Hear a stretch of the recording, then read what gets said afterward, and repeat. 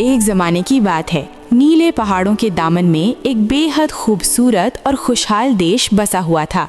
इस देश की फ़िज़ा में सुकून, लोगों के चेहरों पर खुशी और हर तरफ अमन का राज था। इस देश का राजा बहुत ही रहमदिल और इंसाफ पसंद था और उसे अपनी 3 बेटियों से बेहद मोहब्बत थी। बड़ी बेटी जोया, बीच वाली माया और सबसे छोटी अनाया थी। तीनों अपनी जगह खूबसूरत थीं, लेकिन अनाया की खूबसूरती सिर्फ उसके चेहरे तक सीमित नहीं थी, बल्कि उसका दिल भी बहुत नर्म, सच्चा और मोहब्बत से भरा हुआ था। वक्त गुजरता रहा, मगर एक दिन अचानक राजा बहुत बीमार पड़ गया। पूरा महल गम में डूब गया। हकीमों और वैद्यों ने बहुत कोशिश की, लेकिन राजा की हालत दिन ब दिन बिगड़ती गई। आखिरकार उसने अपनी बेटियों को अपने पास बुलाया। कमजोर आवाज में उसने हर एक को एक संदूक दिया। जोया और माया ने तुरंत वो संदूक उठा लिए, जो सोने और चांदी से भरे हुए थे, जबकि अनाया के हिस्से में एक पुराना, धूल से भरा लकड़ी का संदूक आया। उसने बिना किसी शिकायत के वो संदूक कबूल कर लिया और चुपचाप अपने आंसू छुपा लिए। राजा के देहांत के बाद महल का माहौल बदल गया। जोया और माया अब पहले से ज्यादा घमंडी हो गईं।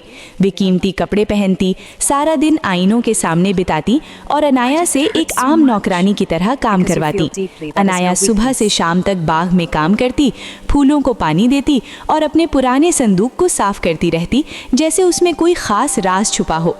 एक दिन जब वो अकेली बैठी थी, उसने अपना संदूक खोला। अंदर से एक पुराना चिराग निकला जो मिट्टी से भरा हुआ था। उसने उसे साफ किया और अचानक एक नरम रोशनी के साथ एक मेहरबान रूह प्रकट हुई। फिजा में एक अजीब सी खुशबू फैल गई। रूह ने मुस्कुराकर कहा, शहजादी अनाया, तुम्हारी सादगी और सब्र ने मुझे आज़ाद कर दिया है। मैं तुम्हारी 3 इच्छाएं पूरी कर सकती हूँ। अनाया कुछ पल चुप रही, फिर उसने कहा, मुझे अपने लिए कुछ नहीं चाहिए। अगर आप सच में कुछ करना चाहती हैं तो मेरे देश को हमेशा खुशहाल रखें और मेरी बहनों के दिलों में मोहब्बत पैदा कर दें। रूह ने नरमी से जवाब दिया, देश की खुशहाली तो मुमकिन है, मगर इंसान के दिल को ज़बरदस्ती नहीं बदला जा सकता। उधर जोया और माया ने जब ये राज सुना तो उनके दिलों में जलन की आग भड़क उठी। उन्होंने एक चाल चली। एक दिन उन्होंने अनाया से बहुत प्यार का दिखावा करते हुए कहा, हमने एक खास फूल के बारे में सुना है जो अंधेरी वादी में खिलता है। उसकी खुशबू आवाज़ को कोयल जैसी बना देती है। क्या तुम हमारे लिए वो ला सकती हो?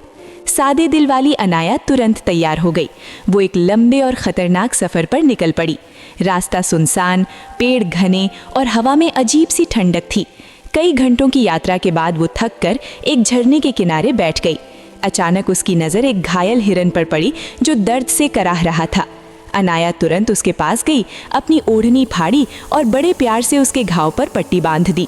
जैसे ही उसने हिरन को सहारा दिया, एक चमकदार रोशनी फैली और वो हिरन एक खूबसूरत युवक में बदल गया। वो शहजादा आर्यन था। उसने बताया कि एक क्रूर चुड़ैल ने उसे हिरन बना दिया था और सिर्फ किसी नेक दिल इंसान की मदद ही उसे आज़ाद कर सकती थी। अनाया की दयालुता ने उसका जादू तोड़ दिया। जब वे दोनों महल लौटे तो जोया और माया के चेहरे का रंग उड़ गया। उन्हें डर हुआ कि अब अनाया को सबसे ज़्यादा सम्मान मिलेगा। उन्होंने आखिरी साजिश रची। एक बहुत ही खूबसूरत नीलम का हार बनाया गया जो दरअसल एक जादुई जाल था। एक दिन जोया ने मुस्कुराकर कहा, ये तुम्हारे लिए हमारा तोहफा है। जैसे ही हार अनाया के गले में डाला गया, वो तुरंत पत्थर की मूर्ति बन गई। महल में हाहाकार मच गया। शहजादा आर्यन गम से टूट गया। उसने हर मुमकिन कोशिश की, मगर कोई फायदा नहीं हुआ। आखिरकार उसे चिराग याद आया। उसने उसे रगड़ा और रूह प्रकट हुई। उसने कहा, ये जादू सिर्फ सच्चे पछतावे और तौबा से टूट सकता है। अगर तुम्हारी बहनें दिल से अपनी गलती मान लें और सच्चे आंसू बहाएं तो अनाया वापस आ सकती है। जब बहनों को ये सच्चाई पता चली कि अनाया ने हमेशा उनके लिए भलाई ही चाही, तो उनके दिल पिघल गए। उनकी आंखों से सच्चे पछतावे के आंसू बहने लगे।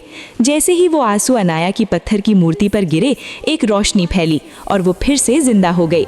महल खुशियों से भर गया। शहजादा आर्यन और अनाया की शादी बड़ी धूमधाम से हुई। अनाया ने अपनी बहनों को दिल से माफ़ कर दिया, मगर उन्हें सिखाने के लिए महल के बाग में सेवा का काम दिया, ताकि वे विनम्रता और प्रेम की असली कीमत समझ सकें। वक्त गुजरता गया और अनाया और आर्यन ने न्याय, प्रेम और बुद्धिमानी के साथ राज किया।